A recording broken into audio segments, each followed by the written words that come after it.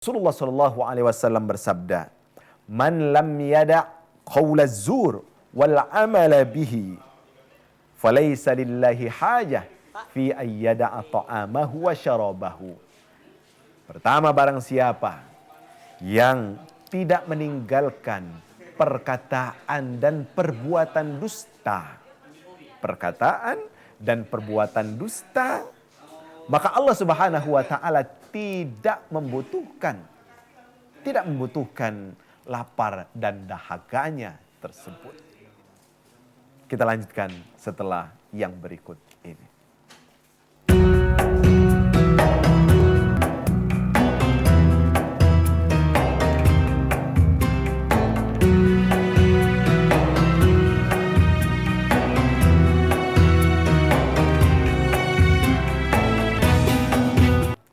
Para shaimin dan shaimat, pemirsa TVRI Sumatera Selatan yang senantiasa mengharapkan rahmat dan kasih sayang Allah Subhanahu wa taala.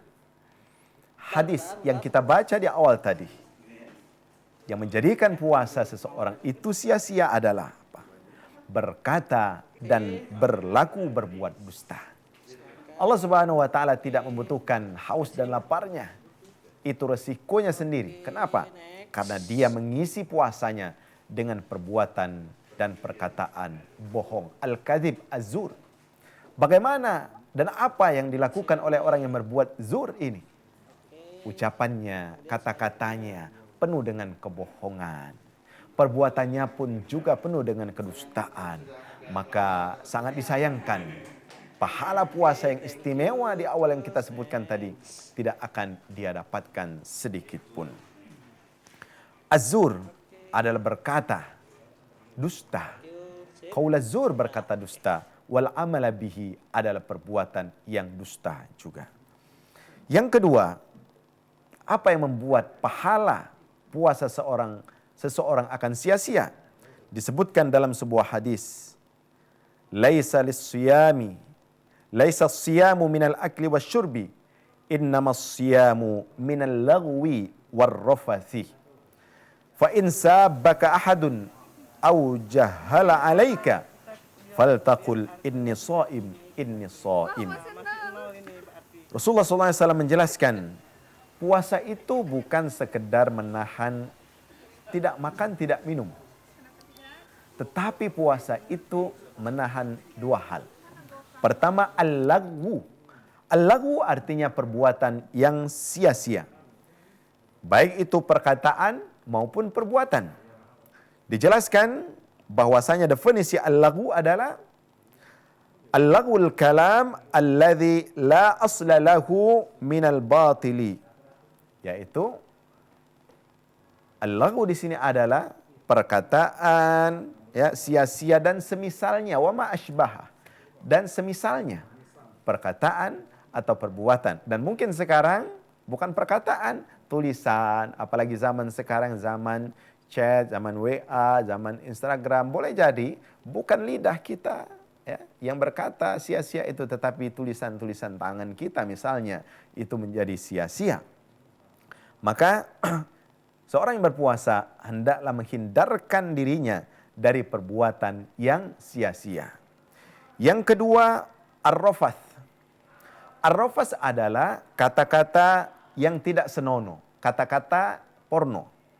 Ketika seseorang berada pada bulan suci Ramadan, seyogyanya dan seharusnya dia menghindarkan dirinya dari pikiran kotor dan perkataan kotor. Dijelaskan oleh para ulama, ar-rafath yutlaqu ala ta'rid bihi wa ala fuhshi fil qaul. Yaitu ar-rafath ini adalah perbuatan atau tingkah laku yang mengarah kepada hubungan seksual tersebut. Ar-rafathu ismun jami'un likulli ma yuriduhu ar-rajulu minal mar'ah. Kaitannya, rafath adalah yang berhubungan dengan urusan seksual. Bukan hanya kepada lawan jenis atau kepada orang lain, bahkan kepada suami istri pun kita juga harus menghindarkan diri, khususnya di siang bulan suci Ramadan, untuk menghindarkan dari kata-kata rafath ini. walaupun halal, ya, tetapi pada suci Ramadan, bulan suci Ramadan, siangnya suami istri pun harus menghindarkan ya ar-rafas, perkataan rafas ini. Pemirsa yang dimuliakan Allah Subhanahu wa taala. Tidak sedikit rayuan, gangguan, apalagi zaman sekarang ini yang begitu canggih.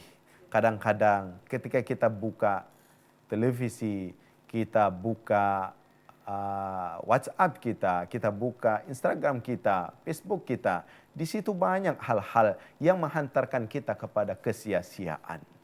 Maka Ramadan mengajarkan kepada kita, ayo stop kesia-siaan, ayo stop untuk berkata dan berperilaku yang mengarah kepada hal-hal yang diharamkan oleh Allah Subhanahu wa taala.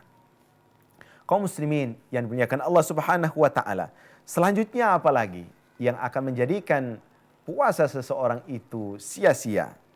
Melakukan berbagai macam maksiat.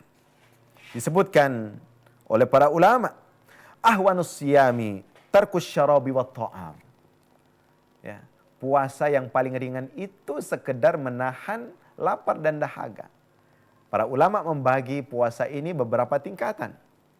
Di antara tingkatan yang paling rendah itu adalah puasa orang awam yang hanya sekedar menjaga makan minumnya, menjaga dirinya dari hubungan seksual.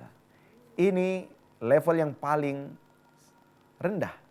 Kemudian meningkat puasa khas, puasa orang-orang yang sudah menjaga panca inderanya, menjaga lidahnya, menjaga matanya, menjaga telinganya, menjaga tangannya, kakinya dari melakukan perbuatan-perbuatan yang menjurus kepada maksiat.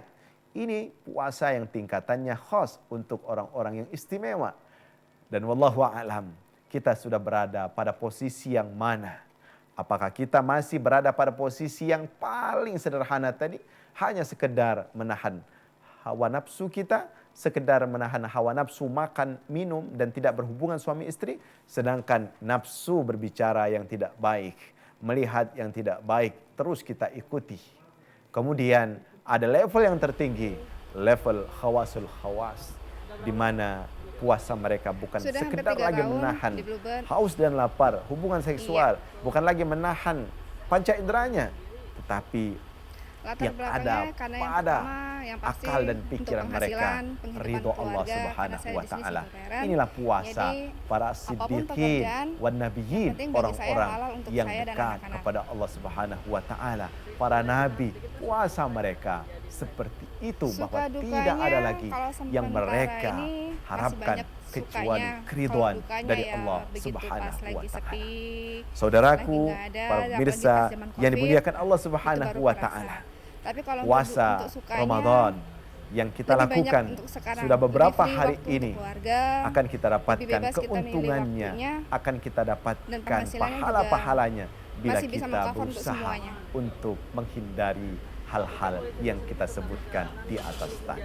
Kita lanjutkan Sebelum menjadi yang driver, berikut. saya bekerja di kontraktor. Kebetulan saya adalah teknik sipil. Saya terakhir kerja di PLTU Serang, Cirebon. Saya pindah ke Palembang.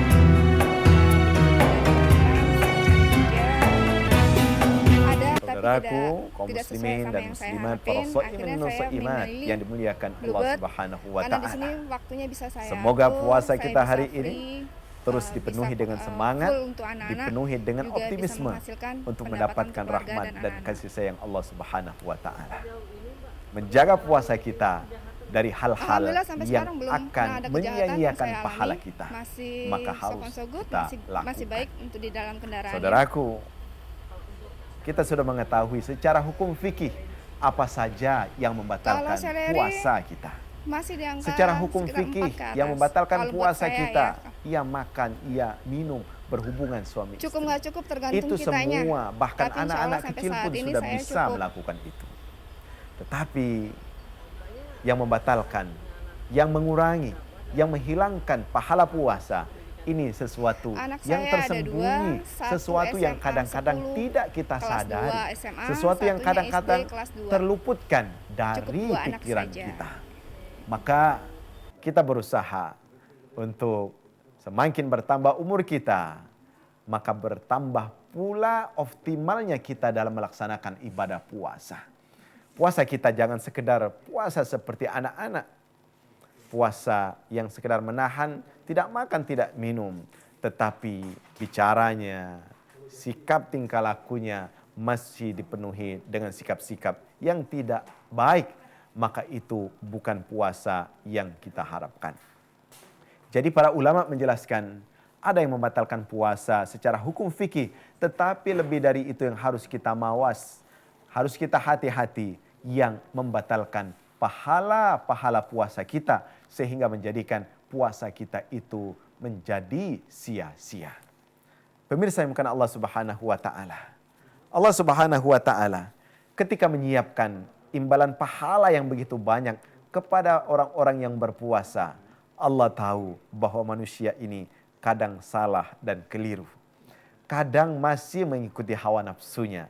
Maka Allah lemparkan bonus pahala ini berlipat ganda. Bayangkan duduk kita adalah bisa dikategorikan ibadah kepada Allah.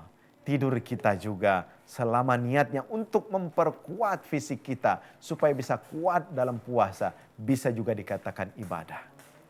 Dan ulama-ulama mengingatkan kepada kita, orang-orang yang berpuasa yang istimewa itu, mereka yang tidak mengikuti hawa nafsu. Baik itu hawa nafsu tidurnya, hawa nafsu mengikuti pikiran kotornya. Mereka itulah orang-orang yang apabila mengikuti hawa nafsunya, puasa mereka akan menjadi sia-sia. Tidur siang bukan tidak boleh, boleh. Tetapi kalau satu hari penuh tidur siang sehingga sholat zuhur kita hilang, sholat asar kita hilang, bahkan mungkin dari subuh sudah tidur, maka ini juga bisa dikategorikan akan menjadikan pahala puasa kita akan sia-sia. Karenanya saudaraku yang dirahmati Allah Subhanahu wa taala, maka setiap hari mari kita mulai checklist, mari kita mulai buat hitung-hitungan untuk diri kita sendiri.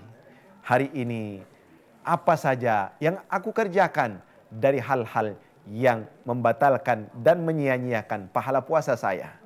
Contoh, perkataan dusta, apakah hari ini kita lakukan? Perbuatan dusta, apakah hari ini kita kerjakan?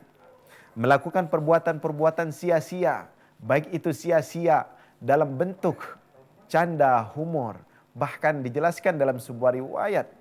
Kadang-kadang terlalu banyak bersenda gurau, apalagi bulan suci Ramadan, akan menjadikan hati seseorang akan gelap dan mati.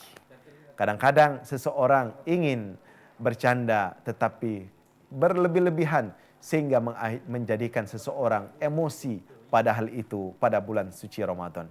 Karenanya apabila ada orang yang mengancam seseorang atau membuat ulah yang membuat dia marah, maka segera katakan inni shaim. Katakan saya sedang berpuasa, saya tengah menjaga diri. Kenapa? Karena kita tidak ingin puasa yang kita kerjakan menjadi sia-sia. Bila itu kita ikuti hawa nafsu marah kita, bila kita ikuti tingkah laku kita yang mungkin tidak mudah kita jaga, memukul misalnya, menendang misalnya, maka itu kita takutkan akan menjadikan puasa pahala kita menjadi sia-sia. Saudaraku yang dimuliakan Allah Subhanahu wa taala, rahman Allah, kasih sayang Allah, pahala-pahala yang Allah siapkan kepada kita yang berpuasa ini sungguh luar biasa. Bahkan Allah Subhanahu wa taala sendiri yang menyiapkan imbalan pahala puasa bagi orang-orang yang betul-betul mengisi puasanya dengan sebenar-benarnya. Sayang-sayang puasa yang berhari-hari kita kerjakan akan menjadi sia-sia karena perbuatan-perbuatan yang kita lakukan tersebut. Semoga Allah Subhanahu wa taala senantiasa menjaga panca indera kita sehingga kita tidak melakukan perbuatan yang dilarang oleh Allah Subhanahu wa taala, bahkan menjaga hati kita sehingga yang hadir dalam diri kita ini adalah mencari keridhaan Allah Subhanahu wa taala. Semoga bermanfaat dan semoga memberikan kebaikan kepada kita semuanya. Rabbana zalamna anfusana wa illam taghfir lana wa tarhamna lanakunanna minal khasirin. Rabbana atina fid dunya hasanah wa fil akhirati hasanah wa qina adzabannar. Subhan rabbika rabbil izzati amma yasifun. Wassalamun alal mursalin walhamdulillahi rabbil alamin. Wassalamu alaikum warahmatullahi wabarakatuh.